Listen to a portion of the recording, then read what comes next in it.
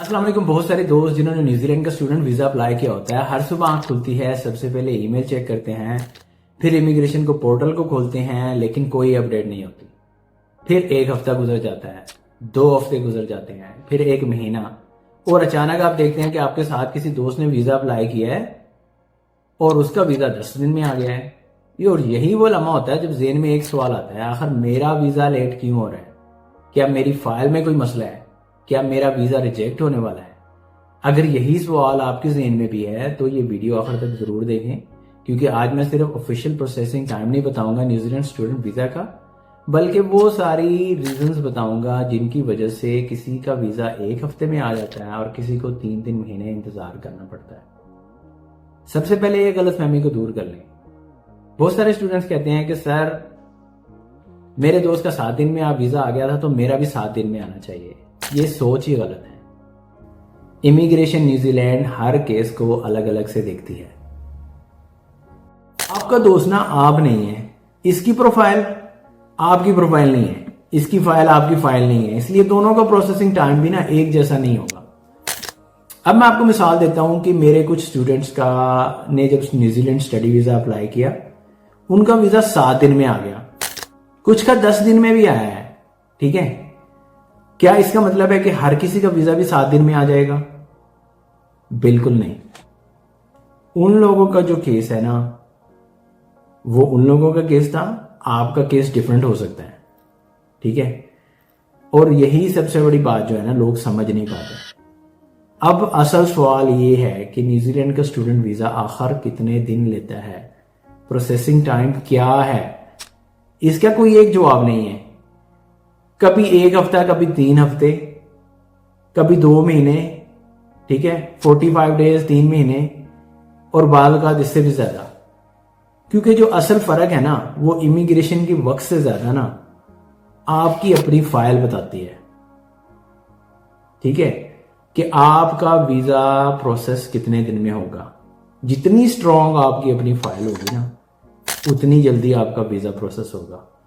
अब सवाल यह है कि कुछ लोगों का जो वीजा प्रोसेसिंग टाइम है वो ज्यादा क्यों होता है? फाइल मुकम्मल है ना, आपकी एसओपी स्ट्रांग है, बैंक डॉक्यूमेंट्स समझ आ रहे हैं आपको, फंड्स जो है ना क्लियर हैं, और इमिग्रेशन को किसी एक्स्ट्रा एक्सप्लेनेशन की जरूरत नहीं है, तो केस ऑफिसर ना आपकी फाइल को तेजी से प्रोसीड करेगा और आपका वीजा अप्रूव हो जाएगा। लेकिन अगर इमिग्रेशन को किसी चीज पर शक हो या उसको एक्स्ट्रा एक्सप्लेनेशन चाहिए, तो वो इजाफी डॉक्यूमेंट्स मांगेगा, और यही वो जगह है जहां पर आपकी जो केस है ना वो डिले हो जाता है 3 से 4, जिसको शायद तो लोग नजरअंदाज कर देते हैं।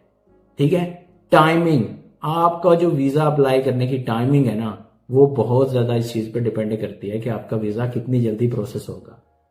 अगर आप फरवरी या जुलाई इनटेक से कुछ वीक पहले अप्लाई करते हैं, दुनिया भर से ना हजारों स्टूडेंट्स इसी वक्त अपनी जो एप्लीकेशन जमा करवाते हैं। इमिग्रेशन के पास बहुत ज्यादा एप्लीकेशंस होती हैं, अभी जो वेट टाइम होता है ना इतना ही ज्यादा बढ़ जाता है।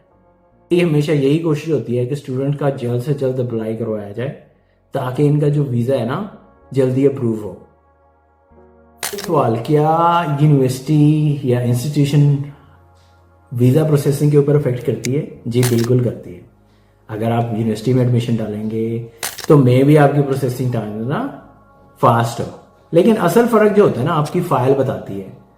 अगर आप वही गलतियां जो मैं बार बार देखता हूं फाइल्स के अंदर, जैसे इनकम्प्लीट डॉक्यूमेंटेशन हैं, एसओपी आपकी स्ट्रांग नहीं है, बैंक फंड्स आपके क्लियर नहीं है, एजेंट के कहने पर आपने बगैर पढ़े साइन किया, और सबसे बड़ी गलती अपनी फाइल के बारे में आपको पता ही नहीं है। यकीन करें, जब इमिग्रेशन कॉल करती है ना और स्टूडेंट को अपनी फाइल का इल्म ही नहीं होता, तो वहीं से मसला शुरू हो जाता है।